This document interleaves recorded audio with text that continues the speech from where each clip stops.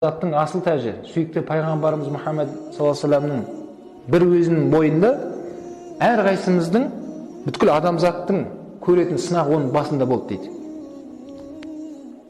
Біреу жетіммін деп жыламасын дейді. Пайғамбар жетім болды. Адамзаттың асыл тәжі ол пайғамбар жетім болды.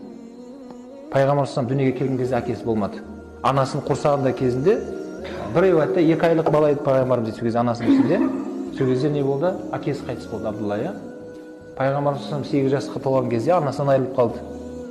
Сол үшін пайғамбар айтқан: жетімнің басын сипайтын болсаңдар, жәннатта бірге боламыз деп қолын осылай көрсетті Расулалла. Пайғамбармен көрші болғыңыз келе ме? Иә. Онда жетімге қамқорлық жаса. Оны пайғамбар айтты. Біреулер түсінеді екен, жетімнің басын сипасаң болды. Жоқ, ондай емес. Ұстап алып қинап оны жылатып басын сипау керек емес. Яғни ол жерде айтқысы келіп жатқаны не? Сен тура түсінбе ол хадис. Яғни оған жанашырлық жаса, көңіліне